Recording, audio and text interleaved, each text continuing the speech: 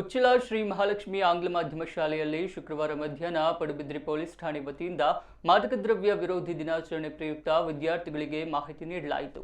ಪಡುಬಿದ್ರಿ ಠಾಣಾಧಿಕಾರಿ ಪ್ರಸನ್ನರವರು ವಿದ್ಯಾರ್ಥಿಗಳು ಮಾದಕ ದ್ರವ್ಯ ವ್ಯಸನಿಗಳಾಗದಂತೆ ಮಾರ್ಗದರ್ಶನ ನೀಡಿದರು.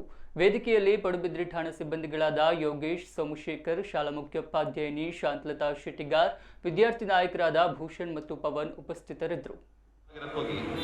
ಏನು ಪಿಯುಸಿ ದಾಟಿ ಡಿಗ್ರಿ ಅಂತ ಕುಂದಿರ್ತಾರ ನಮ್ಮಲ್ಲಿ ಬೇರೆ ಆಗುತ್ತೆ. ಆಯ್ತಾ, ನಮ್ಮಲ್ಲಿ ಈ ಗಾಂಜಾ ಏನಂತ ಹೇಳ್ತೀವಿ ಅದು ಅತ್ಯಂತ ಸುಲಭವಾಗಿ ಸಿಗುತ್ತೆ. ಯಾಕೆ ಮಕ್ಕಳಲ್ಲೇ ನಾವು ಹೆಚ್ಚಿನ ಬಂದು ಇದ್ರ ಬಗ್ಗೆ ಮಾಹಿತಿ ಕೊಡ್ತೀವಿ ಅಂತ ಹೇಳಿದ್ರೆ, ಮಕ್ಕಳು ಇಲ್ಲಿಂದ ನೆಕ್ಸ್ಟ್ ಪಿಯುಸಿ ಮಕ್ಕಳೇ ಆಗಿರ್ತಾರೆ. ಯಾರೇ ದೊಡ್ಡ ಸ್ಥಳಗಳಲ್ಲಿ ಅದನ್ನ ಉಪಯೋಗಿಸಬಾರ್ದು ಅನ್ನೋದು ಒಂದು ಬಿಟ್ಟರೆ, ಕೆಲವೊಂದು ನಿರ್ಬಂಧಗಳ ಮೇಲೆ ಅದನ್ನ ಮಾರಾಟ ಮಾಡ್ತಾರೆ. ಅದಕ್ಕೆ ಕೆಲವೊಂದು ಕಾನೂನು ಅದನ್ನ ಸೇವನೆ ಮಾಡೋದಕ್ಕೆ ಕೆಲವೊಂದು ನಿರ್ಬಂಧಗಳಿದೆ.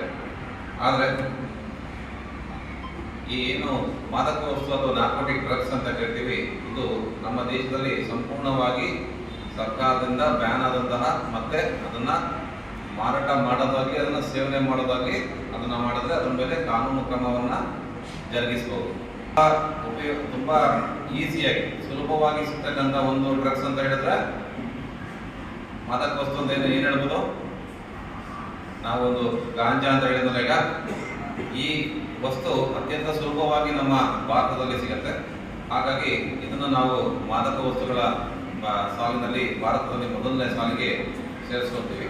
ಅದ್ರ ಜೊತೆಗೆ ಕೆಲವೊಂದು ಸಸ್ಯಗಳು, ಗಸಗಸೆಗಳಂತ ನೋಡಿದಿಲ್ವಾ, ಗಸಗಸೆ ಪಾಯಸಕ್ಕೆಲ್ಲ ಹಾಕ್ತಾರಲ್ವಾ, ಅದರ ಗಿಡದಿಂದ ಸಮೇತ ಓಪಿಯಂ ಅಂತ ಒಂದು ಮಾದಕ ವಸ್ತುವನ್ನು ತಯಾರು ಮಾಡ್ತಾರೆ.